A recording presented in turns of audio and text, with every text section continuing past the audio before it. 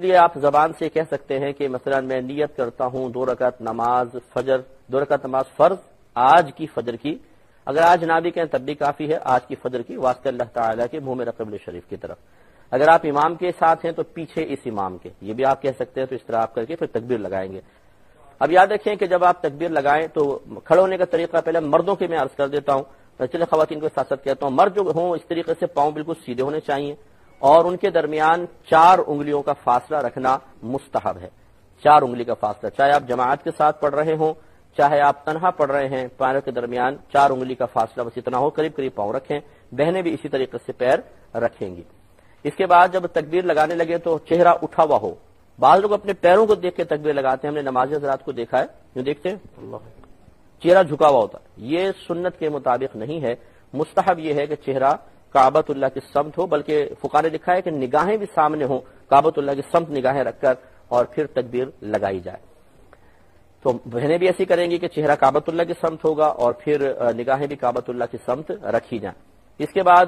ہاتھ اٹھانے کی باری آئے گی۔ ہمارے امام اعظم ابو حنیفہ رضی اللہ تعالی عنہ کے نزدیک مرد کے لیے سنت طریقہ یہ ہے کہ وہ اپنے ہاتھوں کو اتنا اونچا اٹھائے کہ اس کے کان، یہ جو انگوٹھے ہیں یہ کان کی لو کی سیدھ میں ہو جائیں۔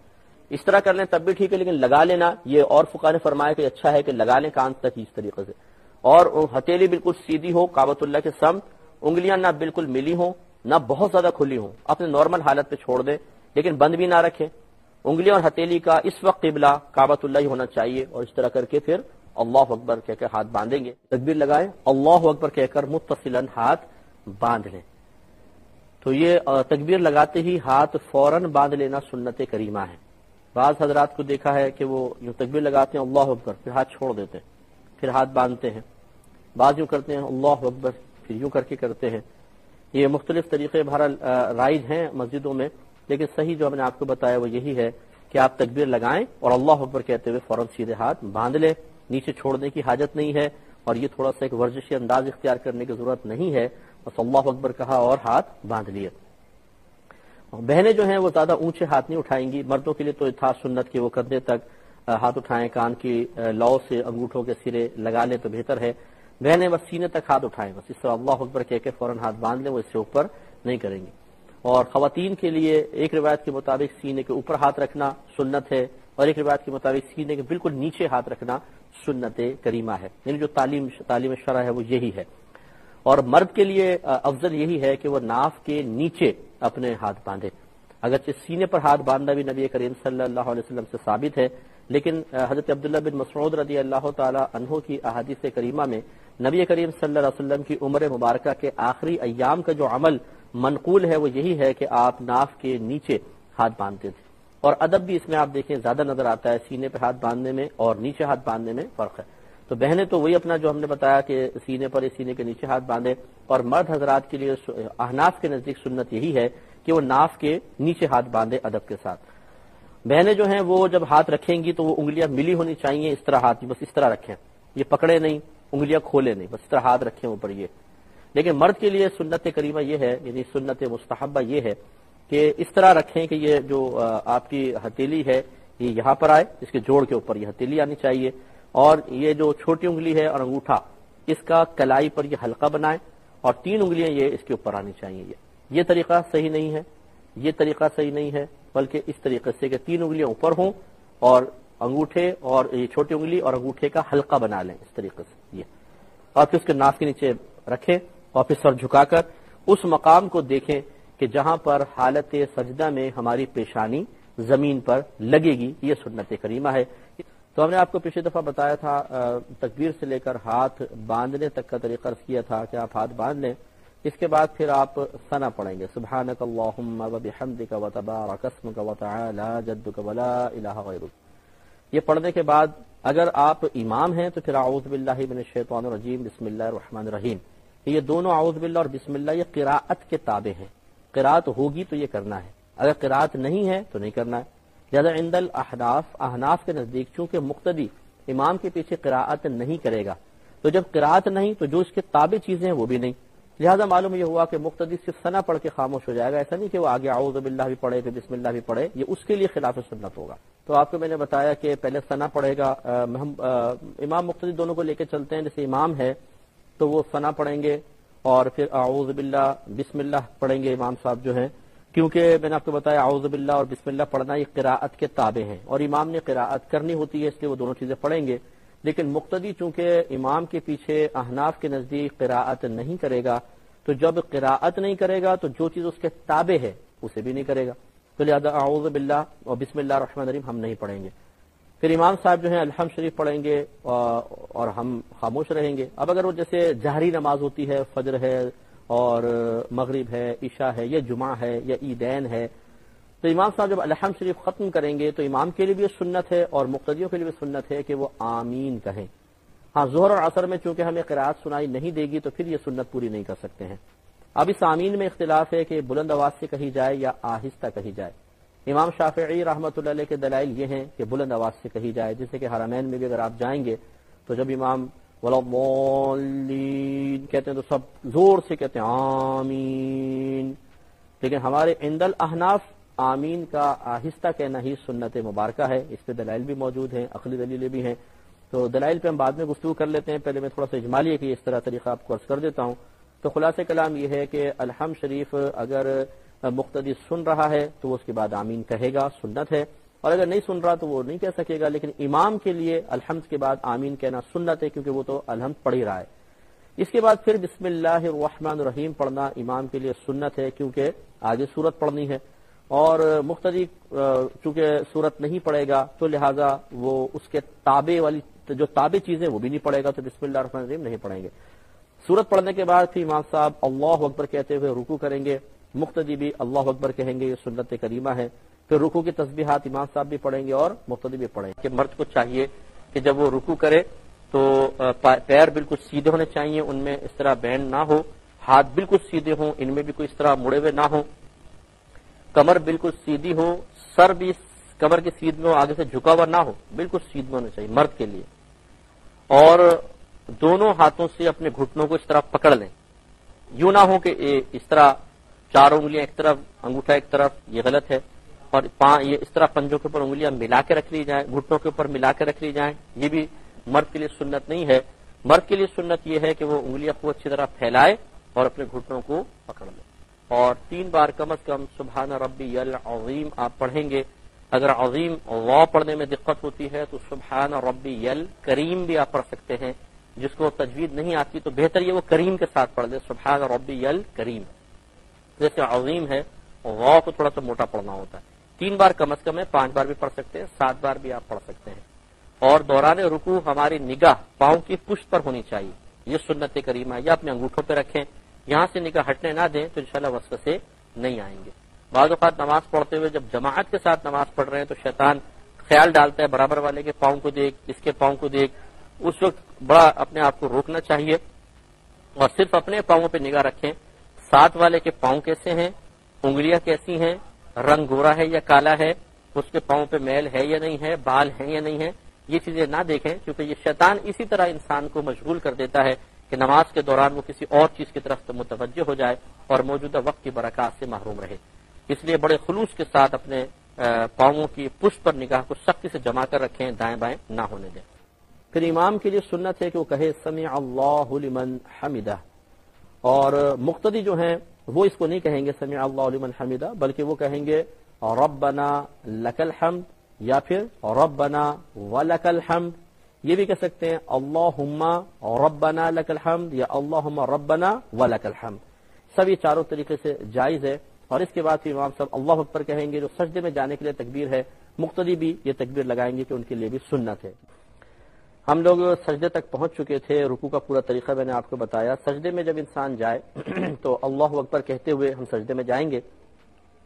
اور سجدے میں جانے کا سنت کے مطابق مردوں کے لیے طریقہ یہ ہے، مرد جو صحت مند بھی ہو، مریض اور عورت کا طریقہ تھوڑا سا جدا گانا ہے، میں عرض کرتا ہوں کہ جو صحت مند آدمی ہے اس کے لیے طریقہ کار یہ ہے کہ سب سے پہلے جب وہ سجدے میں جانے لگے تو اپنے دونوں ہاتھ گھٹنوں پہ رکھے اور آہستگی کے ساتھ گھٹنے دونوں پہلے زمین پر رکھے گا، لیکن ایسا نہیں ہے کہ زور سے دھماکے سے زمین پر رکھے، یہ خلاف سنت ہے، آرام سے زمین پر رکھیں، پہلے دونوں ہاتھ گھٹنے پہ رکھے، دونوں گھٹنے زمین پر، پھر دونوں ہاتھ زمین پر، اور اس کے بعد ناک، اس کے بعد پیشانی، تو سب سے پہلے گھٹنے آہستگی سے رکھیں گے، اس کے بعد دونوں ہاتھوں کی کیفیت سجدے کے اندر یہ ہوگی کہ تمام انگلیاں قبلہ رو ہوں اور ان کو اپنے حال پر چھوڑ دیں، نہ بہت ملائیں نہ بہت زیادہ کھولیں، اپنے حال پر جیسے عام نارمل حالت میں ایسے رکھیں۔ اس کے بعد ناک اور پھر پیشانی رکھیں گے، اور یہ ہاتھ اس طرح ہونے چاہیے کہ ان کے انگوٹھے کا جو سرا ہے سمجھ لیجئے یہ کان کی لو کی سیدھ میں زمین پر ہو، اور ناک کی خالی نوک نہ لگے بلکہ ناک کی جو یہ سخت ہڈی ہوتی ہے یہ تھوڑی زمین پر لگنی چاہیے، لیکن صرف لگنی چاہیے، یہ نہیں کہ اس کو اتنے زور زور سے دبائیں کہ ناک کی ٹیڑھی ہو جائے، یا یہ سامنے کی ہڈی جو ہے وہ اتنے زیادہ دبائیں کہ چپٹی ہو جائے بالکل، تو یہ مبالغہ آرائی بھی بعض اوقات مسائل نہ سمجھنے کی بنا پر ہوتی ہے۔ اور اس کے بعد پھر پیشانی زمین پر رکھیں گے۔ پیروں کی کیفیت یہ ہوگی، نبی کریم صلی اللہ علیہ وسلم کے بارے میں مسلم شریف میں واضح طور پہ موجود ہے کہ جب آپ سجدہ فرمایا کرتے تھے تو آپ کے 10 انگلیوں کا رخ قبلے کی طرف ہو جایا کرتا تھا، یعنی پیروں کی 10 انگلیوں کو آپ موڑ کر قبلہ رو کر دیا کرتے تھے، اس لیے یہی طریقہ سب سے بہتر ہے۔ اور چونکہ یہ نبی کریم صلی اللہ علیہ وسلم کا ایک دائمی طریقہ ثابت ہوا، لہذا علماء کرام نے بیان فرمایا کہ جیسے یہ انگلی ہے، مثلا یہ پاؤں کی انگلی ہے، اس کے نیچے جتنا حصہ اس کو پیٹ کہتے ہیں، پیٹ، انگلی کا پیٹ، تو چونکہ نبی کریم صلی اللہ علیہ وسلم کی 10 انگلیاں مڑ کر قبلہ رو ہو جایا کرتی تھیں اور یہ اکثر آپ کا عمل ثابت ہوا، تو اس کو پھر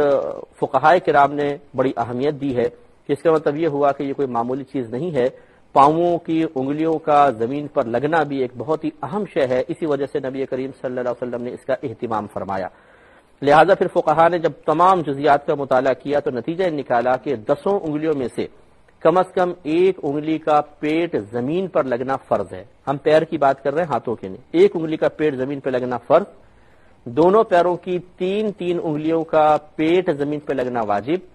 اور 10 انگلیوں کا پیٹ زمین پہ لگ جانا سنت کریمہ ہے۔ لہذا معلوم ہوا کہ جو حضرات اپنے پنجے مکمل طور پہ موڑ سکتے ہیں ان کے لیے سنت یہی ہے کہ رکھ کر اور اچھی طریقے سے ان کو دبائیں تاکہ 10 کی 10 انگلیاں پنجے مڑ کر کعبۃ اللہ کی سمت انگلیوں کا رخ ہو جائے۔ لیکن جو کمزور ہے، جو بوڑھے حضرات ہیں یا بہت ہی بھاری بدن ہے کسی کا، مکمل طور پہ انگلیاں نہیں مڑتی، پیر موٹا ہے، تو پھر وہ جتنا ہو سکے اتنا کر لیں، بس جتنا ہو سکے۔ لیکن یہ نہیں کرنا چاہیے کہ بعض لوگ آپ دیکھیں گے کہ سجدے میں جاتے ہیں دونوں پیر پیچھے سے اٹھا لیتے ہیں۔ یاد رکھیں کہ جس نے دونوں پیر اٹھا کے رکھے سجدے میں اس کا تو سجدہ ہوگا ہی نہیں، جب سجدہ نہیں ہوگا تو نماز بھی نہیں ہوگی۔ اسی طرح بعض صرف انگلیوں کے سرے رکھتے ہیں، یوں اس طرح سرے، صرف انگلیوں کے سرے، ہلکا سا یوں انگوٹھا رکھا ہوتا ہے، باقی انگلیاں یوں ٹیڑھی میڑھی ہوتی ہیں، صرف انگوٹھا رکھا ہوا ہے، یہ بھی طریقہ بالکل غلط ہے۔ کوشش یہی کریں کہ آپ رکھ کر تھوڑا سا اس کو دبائیں جہاں تک ہو سکتا ہے، آسانی کے ساتھ، زبردستی کی ضرورت بھی نہیں ہے، لیکن جہاں تک ہو سکے بالکل دبا کر پڑھے تاکہ فرض واجب شرط وغیرہ پوری ہو۔ تو آپ کی خدمت میں عرض کر رہے تھے کہ جب انسان سجدے میں جائے تو اسے کوشش یہ کرنی چاہیے کہ اپنے پیروں کی 10 انگلیوں کو موڑ کر ان تمام کا رخ قبلے کی سمت کر دے۔ اگر 10 انگلیاں نہیں موڑ سکتی، جتنا حد تک وہ پاؤں کو دبا سکتا ہے دبائے۔ ہاں جو مجبور ہے وہ معذور ہے، تو شریعت نے اس کو پھر رعایت دی ہے۔ اگر کوئی ایسے ہیں کہ بہت ہی بھاری بدن ہے، پاؤں پنجے مڑتے ہی نہیں ہیں، اس میں پھر سیدھی بھی انگلی کھڑی کریں گے تو انشاءاللہ ان کا سجدہ ہو جائے گا، اللہ تعالیٰ قبول فرمائے گا۔ لیکن یہ جو حضرات کرتے ہیں کہ پاؤں دونوں کے دونوں اٹھا لیتے ہیں، یہ بالکل غلط ہے، اس طریقے سے نہیں کرنا چاہیے۔ تو یہ اچھا، اب سجدے میں ہونا ہی چاہیے کہ آپ نے سب سے پہلے ہم صحت مند اور مرد کے بارے میں عرض کر رہے ہیں کہ پہلے دونوں گھٹنوں پہ ہاتھ رکھیں، پھر نرمی سے دونوں گھٹنے زمین پر، پھر دونوں ہاتھ، پھر ناک، پھر پیشانی، اور پیروں کی 10 انگلیوں کو موڑ کر قبلہ رو کر لیا جائے۔ اور مرد کے لیے سنت مبارکہ یہ ہے کہ اس کی پنڈلیاں زمین سے تھوڑی اونچی ہوں اور رانے پنڈلیوں سے جدا ہوں، پیٹ رانوں سے جدا ہو، اور یہ بازو جو ہیں یہ تھوڑا سا پھیل کے وہ سجدہ کرے، لیکن ایسا بھی نہ کرے جماعت کے اندر کہ یہ پھیلایا، ایک آدمی ادھر گیا بیچارہ ایک ادھر گیا، یہ غلط طریقہ ہے۔ تو پھر آدمی سمٹ بھی سکتا ہے کیونکہ پڑوسی کا بھی لحاظ کرنا ہوتا ہے، لیکن جب تنہا نماز پڑھ رہے ہوتے ہیں تو پھر اچھی طریقے سے پھیل کر سجدہ کرنا مرد کے لیے سنت کریمہ ہے۔ اور حالت سجدہ میں انسان کی نگاہ ناک کی نوک پر ہونی چاہیے، یہ مستحب ہے، اس پہ انشاءاللہ اس کی وجہ سے وسوسے کم سے کم آئیں گے، جیسے کہ میں نے آپ کی خدمت میں وضاحت عرض کی تھی۔ تو یہ مرد کے لیے سجدہ کرنے کا طریقہ ہوتا ہے۔ اب جو بیچارے کمزور حضرات ہیں یا بوڑھے حضرات ہوتے ہیں یا خواتین ہیں، اگر یہ اس طرح کریں کہ سجدے میں جاتے ہوئے پہلے دونوں ہاتھ زمین پر رکھ لیں پھر گھٹنے رکھیں تو اس کی بھی گنجائش نکل سکتی ہے، اس میں کوئی حرج نہیں ہے۔ اور خواتین کے لیے سنت مبارک یعنی مستحب طریقہ یہی ہے کہ یہ سمٹ کے سجدہ کریں۔ اچھا، مرد کے لیے ایک بات مزید رہ گئی تھی کہ کلائی جو ہے یہ زمین پر بچھی ہوئی نہ ہو۔ نبی کریم صلی اللہ علیہ وسلم نے منع فرمایا کہ اس طرح سجدہ نہ کرو کہ تمہاری کلائی یوں بچھی ہو جیسا کتا اپنی کلائی بچھا لیتا ہے۔ تو آپ نے دیکھا ہوگا کتا کبھی بیٹھتا ہے تو پوری کلائی بچھا کے بیٹھتا ہے وہ دونوں ہاتھوں کی، تو نبی کریم صلی اللہ علیہ وسلم نے اس سے منع فرمایا۔ تو لہٰذا سے پنجہ لگے زمین پر اور اس کے بعد یہ ہاتھ اٹھا ہوا ہونا چاہیے۔ لیکن بہنوں کے لیے سمٹ کے سجدہ کرنا یہی مستحب ہے۔ ویسے تو دیکھیں نبی کریم صلی اللہ علیہ وسلم نے جو طریقہ بیان فرمایا وہ مرد عورت دونوں کے لیے، اس کو کوئی انکار نہیں کر سکتا ہے، لیکن یہ طریقہ زیادہ سے زیادہ سنت ہے۔ پھیل کے سجدہ کرنا زیادہ سے زیادہ سنت ہے، جبکہ عورت کے بارے میں اس کے ستر کی حفاظت، اس کے پردے کا معاملہ، اس پہ اتنی سخت وعیدات ہیں اور اتنا سخت شریعت کی طرف سے مطالبہ ہے کہ وہ قریبہ واجب ہے، اور واجب کو پورا کرنا، فرض کو پورا کرنا سنت کی رعایت سے بہتر ہوتا ہے۔ اس لیے فقہائے کرام نے، اور کئی صحابیات کے عمل بھی ثابت ہیں، مصنف ابن ابی شیبہ آپ کتاب اٹھا کے پڑھیں کہ سمٹ کے سجدہ کرنے کا بالکل حکم بھی ہے، اور خواتین سے ثابت ہے صحابیات سے کہ وہ سمٹ کے سجدہ کیا کرتی تھی۔ تو لہٰذا پھر عورتوں کے لیے حکم یہی ہے کہ وہ سمٹ کے سجدہ کریں، بہت پھیل کے مردوں کی طرح سجدہ نہ کریں۔ اس میں آپ کی خدمت میں سجدے کے بارے میں عرض کر رہے تھے کہ اگر خواتین سجدہ کریں تو یہاں دو چیزیں ہیں۔ اگر وہ مردوں کی طرح سجدہ کرتی ہیں تو زیادہ سے زیادہ سنت کی ادائیگی ہے، اس کو سب سنت ہی مانتے ہیں، کوئی فرض یا واجب نہیں کہتا کہ مردوں کی طرح پھیل کے سجدہ کرنا کوئی فرض ہے، واجب ہے، زیادہ سے زیادہ سنت ہے۔ اور عورت کا پردہ کرنا، عورت کے لیے ستر کی حفاظت، اور اس کے علاوہ اور بہت ساری ایسی چیزیں جن میں عورت کی کوئی بے پردگی کا معاملہ ہو، ان چیزوں سے بچنا عورت کے لیے فرض یا واجب کا سا درجہ رکھتا ہے، اور بہت زیادہ اس پہ شدت بھی کی گئی ہے، شریعت کی طرف سے وعیدات بھی بیان کی گئی ہیں۔ لہٰذا جب بعض صحابیات کا ایسا عمل بھی ثابت ہے، جیسے میں نے آپ کو کتاب کا حوالہ دیا کہ مصنف ابن ابی شیبہ میں آپ دیکھیں، اور یہ بڑے پائے کے عالم ہیں، بہت بڑے محدث ہیں، اور امام بخاری رحمۃ اللہ علیہ کے اساتذہ میں ان کا شمار ہوتا ہے۔ انہوں نے اپنی کتاب میں جب اس قسم کی روایات ڈالی ہیں کہ عورتوں نے سمٹ کے بھی سجدے کیے ہیں، تو پھر بہتر یہ ہے کہ خواتین سمٹ کے سجدہ کریں۔ اس لیے بہنیں جو ہیں جب وہ سجدے میں جائیں تو چونکہ ان کا جسم نازک ہوتا ہے، وہ اگر دونوں گھٹنوں پہ ایک دم زور دیں گی تو تکلیف بھی ہو سکتی ہے، اس لیے عورت کے لیے اجازت ہے کہ وہ آرام سے بیٹھ کر پہلے دونوں ہاتھ رکھ لیں پھر گھٹنا رکھ لیں، اس میں کوئی حرج نہیں ہے، اور اس کے بعد پھر وہ اپنی پیشانی رکھیں، ناک رکھیں اور پیشانی رکھ لیں، اور بالکل سمٹ کا سجدہ کریں۔ ان کے لیے اگر کلائی بچھ بھی جاتی ہے تو اس میں کوئی حرج نہیں ہے، کیونکہ سمٹنے میں ایسا معاملہ ہو جائے گا، اور وہ اپنے پیٹ رانوں سے ملا دیں، رانے اپنی پنڈلیوں سے ملا دیں، پنڈلیاں زمین سے ملا دیں، اور دونوں پیروں کو ایک جانب نکال دیں، تب وہ اور سرین پہ بیٹھ کے وہ سجدہ کریں۔ اور یقینی سی بات ہے کہ جب وہ ایک جانب پاؤں نکالیں گی تو اپنے پیر کی انگلیاں موڑ نہیں سکیں گی، تو ان کے لیے اس کی بھی رعایت ہے کہ یہ پیر کی انگلیاں موڑے بغیر بھی، ہاں پنجہ ان کا زمین پہ بس لگے تو اتنا ہی کافی ہے۔ تو آپ کی خدمت میں ہم عرض کر رہے تھے کہ بہنوں کو چاہیے کہ بالکل سمٹ کے سجدہ کریں، لہذا یہ اپنی پیشانی زمین پہ رکھیں، ناک بھی زمین پہ رکھیں، کلائیاں زمین پہ بچھیں اور بچھانی پڑیں گی، کیونکہ جس انداز سے ان کا سجدہ ہوتا ہے ہاتھ اٹھانا مشکل ہوتا ہے، اور پھر یہ ایک طرف سرین پر بیٹھ کے سجدہ کریں اور دونوں پیر ایک طرف نکال دیں۔ یہ اس میں حیا زیادہ ہے، پردہ زیادہ ہے۔ ایک عورت پھیل کے سجدہ کرے مردوں کی طرح، آپ اگر کسی کی نگاہ اس پر پڑ جائے، اور ایک عورت سمٹ کے سجدہ کرے تو آپ غور کر لیں کہ ستر کی حفاظت، پردہ اور شرم و حیا کا زیادہ اظہار کس صورت میں ہے۔ تو اس لیے فقہائے اسلام نے، بڑے بڑے فقہا ہیں، اور صحیح بات ہے کہ دین کا ایک بہت بڑا حصہ ان فقہا سے ہم تک پہنچا ہے، وہ خدا نخواستہ ایسا نہیں تھے کہ وہ صاحب تقوی نہ ہو، پرہیزگار نہ ہو، متقی نہ ہو، ان میں شرم و حیا نہ ہو، اور شریعت کی پاسداری کا وہ لحاظ نہ کرتے ہوں، ایسی بات نہیں ہے۔ وہ تمام اچھے اوصاف کے حامل تھے، اور انہوں نے بہت سوچ سمجھ کے یہ معاملات ذکر فرمائے ہیں، لہذا بہنوں کو چاہیے کہ وہ سمٹ کے ہی سجدہ کریں، یہی ان کے لیے افضل اور مستحب۔ لہذا بہنیں جب سجدے میں جائیں تو وہ اپنے دونوں گھٹنوں کو پہلے زمین پر نہ لگائیں، کیونکہ اس سے ان کے گھٹنوں پہ ایک دم زور پڑے گا، اور عورت کے گھٹنے کمزور ہوتے ہیں، اس میں تکلیف کا اندیشہ ہو سکتا ہے۔ تو آرام سے بیٹھیں، بیٹھنے کے بعد پھر دونوں ہاتھ یعنی پہلے سرین پہ بیٹھ جائیں اور یا آرام سے گھٹنے رکھ لیں، پھر اس کے بعد دونوں ہاتھ پھر اپنی ناک اور پھر پیشانی رکھ لیں، اور سمٹ کے سجدہ کریں کہ ان کے ہاتھ جو ہیں وہ بالکل جسم سے ملے ہوئے ہوں، پیٹ رانوں سے اور رانے پنڈلیوں سے اور پنڈلیاں زمین سے ملی ہوئی ہوں، اور یہ اپنے پنجے کھڑے نہ رکھیں بلکہ یہ ایک طرف نکال دے دونوں پیر، جس کو تورک کہتے ہیں، تو اس سے زیادہ ستر کی حفاظت ہوگی۔ اور یقینی سی بات ہے جب ایک طرف پاؤں نکال کر وہ سجدہ کر رہی ہوں گی تو پھر انگلیوں کے پیٹ وغیرہ کا معاملہ ان کے ساتھ نہیں ہو سکتا ہے۔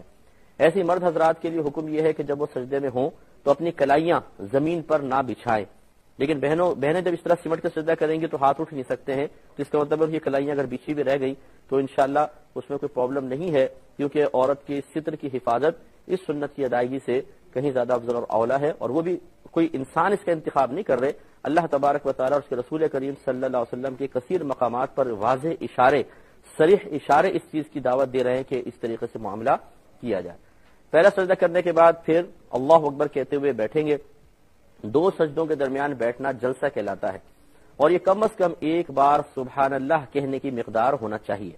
تو اللہ اکبر کہتے ہوئے سیدھے بیٹھے، تھوڑی دیر ٹھہرے، پھر اللہ اکبر کہتے ہوئے اگلے سجدے میں چلے جائیں اور اسی طرح سجدہ کر لیں۔ اب اس کے بعد پھر اللہ اکبر کہتے ہوئے دوسری رکعت کے لیے اٹھنا ہوگا۔ تو میں آپ کی خدمت میں عرض کر رہا تھا کہ پہلا سجدہ مکمل کیا، اب اللہ اکبر کہتے ہوئے اگلی رکعت کے لیے اٹھنا ہے۔ مرد حضرات جو صحت مند جیسے ہم نے عرض کیا تھا ان کے لیے طریقہ یہی ہے کہ پہلے وہ پیشانی اٹھائیں، پھر ناک، اس کے بعد دونوں ہاتھ اٹھا کر انہیں گھٹنوں پہ رکھ دیں، اور پھر گھٹنے اٹھائیں،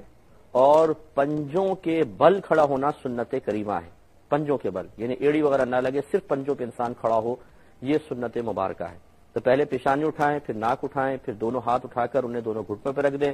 پھر دونوں گھٹنے اٹھائیں اور پنجوں کے بل کھڑے ہو جائیں۔ جس کو یہ عادت نہیں ہوتی پہلے پہل، وہ کبھی کبھار آگے وہ گر جاتا ہے، جھٹکا کھاتا ہے، اس کو پریشانی ہوتی ہے، تو ایسی عادت بن جائے گی۔ گھر میں جب آپ نمازیں پڑھیں یا سنت وغیرہ پڑھیں تو تھوڑا سا پریکٹس کرتے رہیں، تو انشاءاللہ پنجوں پر کھڑے ہونے کی سنت مبارکہ کا بھی ثواب حاصل ہو جائے گا۔ اور یہ یاد رکھیں کہ جب انسان کھڑا ہوتا ہے اس میں اللہ اکبر کہتے ہوئے آپ کھڑے ہوئے، اور اس کے بعد پھر آپ اگلی رکعت کے لیے آ جائیں گے۔ لیکن اگر کوئی بیمار ہے یا خواتین ہیں جیسے، تو وہ اتنی ترتیب تو رکھیں کہ پہلے اپنی پیشانی اٹھائی، پھر ناک اٹھائیں، اس کے بعد پھر وہ ہاتھ اٹھا کے گھٹنوں پہ نہ رکھیں بلکہ ہاتھ زمین پہ رہنے دیں اور گھٹنے اٹھا لیں، اور پھر ہاتھوں کے بل مطلب اٹھیں۔ جسے بعض اوقات چھوٹے بچے اس طرح ہاتھ رکھ کے گھٹنے ہٹا لیتے ہیں، اس میں یہ ہے کہ ہاتھوں پہ ذرا طاقت آ جاتی ہے، گھٹنے بعض اوقات کمزور ہوتے ہیں، وزن برداشت نہیں کر رہے ہوتے، تو اس طریقے سے اٹھ سکتے ہیں۔ تو خلاصہ کلام یہ ہے کہ سنت طریقہ وہی ہے جو پہلے عرض کیا، لیکن اگر کسی کے ساتھ کوئی صحیح عذر ہے تو وہ اس طریقے کو تھوڑا بہت اپنے ضرورت کے مطابق بدل سکتا ہے، اس میں ترمیم کر سکتا ہے، اور اللہ تبارک و تعالیٰ کی ذات بڑی رحیم و کریم ہے، وہ لوگوں کے اعذار قبول فرمانے والا ہے۔ کھڑے ہو گئے، اگلی رکعت پڑھیں، اسی ترتیب کے ساتھ پھر آپ نے رکوع کیا، پھر سجدہ کیا۔ اب اس کے بعد تشہد میں بیٹھنا ہے۔ اس کا طریقہ یہ ہوتا ہے کہ جب مرد حضرات کے بارے میں عرض کر رہا ہوں کہ جب وہ تشہد میں بیٹھیں تو الٹا پیر بچھا کے الٹے پیر کے اوپر بیٹھ جائیں، اور سیدھا جو پنجہ ہے وہ کھڑا رکھیں، اور اس کی تمام انگلیاں مڑ کر کعبۃ اللہ کی سمت ہو جائیں، یہ سنت کریمہ ہے۔ اور اپنے دونوں ہاتھوں کو اس طرح رکھیں جیسے گھٹنے ہیں، یہ گھٹنے ہوتے ہیں جیسے، تو اس کے کنارے کے اوپر دونوں یہ انگلیوں کا سرا ہے، یہ بالکل نیچے نہ لے جائیں، بہت ہی پیچھے نہ رکھیں۔ مستحب ہے کہ گھٹنوں کے کنارے پر دونوں اپنے ہاتھ ہوں، انگلیاں اپنی حالت پہ چھوڑ دیں، نہ بہت ملائیے نہ بہت زیادہ کھولیں، اور اس طریقے سے آپ سیدھے بیٹھ کر، اور کمر بالکل سیدھی ہونی چاہیے، اور نگاہ گود پر رکھیں، یہ سنت کریمہ ہے۔ اس کے بعد پھر التحیات پڑھیں گے، پھر درود ابراہیمی پڑھیں گے، پھر دعا پڑھیں گے، اور پھر سلام پھیریں گے۔ تو جب تک اب تشہد جب پڑھ رہے ہوتے ہیں تو پھر ہم انگلی اٹھاتے ہیں، تو اشہد اللہ پہ انگلی اٹھائیں گے اور الا اللہ پہ گرائیں گے۔ اس کے ہاتھ باندھنے کا طریقہ یہ ہوتا ہے کہ جو آخری کی 2 انگلیاں ہیں اسے آپ ہتھیلی سے ملا لیں اس طریقے سے، اور یہ انگوٹھا اور 20 کی انگلی اس کا ایک حلقہ بنا لیں، اور پھر یہ اللہ اکبر اشہد اللہ الہ پہ انگلی اٹھائیے اور الا اللہ پہ گرائیں۔ اور مستحب اور سنت یہ ہے کہ فوراً پھر ہاتھ کو کھول دیا جائے، مٹھی بند نہ رکھی جائے۔ بعض اس طرح انگلی کر کے رکھتے ہیں بس ایسے، تو یہ مستحب نہیں ہے، مستحب ہے کہ انگلیاں پھر قبلہ روح ہو جائیں، یہ سنت کریمہ۔ اور یہ انگلی اٹھانا یہ بھی مطلب نبی کریم صلی اللہ علیہ وسلم سے ثابت ہے، اور آپ یہ فرماتے ہیں کہ جب یہ آدمی تشہد میں شہادت کے وقت انگلی اٹھاتا ہے تو یہ شیطان کے لیے ایک نیزے کی طرح ہے کہ اس کو اس سے بڑی شدید قسم کی تکلیف ہوتی ہے۔ لیکن یوں نہیں کرنا چاہیے، بعد اٹھا کے یوں ہلاتے رہتے انگلی، یہ صحیح نہیں ہے۔ بس آپ نے ایک دفعہ اٹھائی، اشہد اللہ الہ پہ اٹھائیں، الا اللہ پہ گرائیں اور ہاتھ کو کھول دیں، یہی سنت مبارکہ ہے، مستحب طریقہ یہی ہے۔ جب سلام پھیریں تو اچھا بہنیں کس طرح بیٹھیں گی، یا کوئی جو بیچارہ معذور ہے، کمزور آدمی ہے، تو بہنیں تورک کریں۔ تورک کا مطلب ہوتا ہے کہ اپنے لیفٹ پہلو پر ٹیک لگانا اور دونوں پیر ایک طرف نکال دینا۔ تو بہنیں دونوں پیر ایک طرف نکال کر بیٹھے، ویسے ہی گھٹنا موڑ کر دونوں پیر ایک طرف نکالیں اور اپنے دونوں ہاتھ اپنے گھٹنوں پہ رکھیں، اور زیادہ آگے نہ کریں بلکہ ملا کر سمٹ کے کریں، اور اسی طریقے سے پھر یہ بھی تشہد وغیرہ پڑھیں۔ آخر میں جب سلام پھیرنا ہوتا ہے تو السلام ورحمۃ اللہ کہیں گے، اور سیدھی جانب کندھے کو دیکھنا سنت کریمہ ہے، اور اسی طرح الٹی جانب بھی۔ جب آپ جماعت میں نماز پڑھ رہے ہیں اگر آپ امام کے پیچھے ہیں تو امام کو بھی سلام کرنے کی نیت کر لیں، سیدھے ہاتھ پہ جو نمازی ہیں ان کو بھی، جو جنات ہیں فرشتے ہیں جو ہمیں نظر نہیں آ رہے ان کو بھی سلام کرنے کی نیت کر لیں. اسی طرح الٹی طرف بھی کی جاتی ہے. اب سنت یہ ہے کہ اپنے سیدھے کندھے پہ نگاہ ہو، سلام پھیرتے ہوئے سیدھے کندھے پہ نگاہ ہو. بعض ہمارے بھائی پوری صف کو دیکھتے ہیں، وہ آگے نکل جائیں گے، ادھر کو دیکھیں گے ادھر کو دیکھیں گے، تو اتنے آگے نکلنے کی حاجت نہیں ہے. اور تو سنت کے مطابق بس اپنے کندھوں کو دیکھیں، سنت انشاءاللہ ادا ہو جائے گی.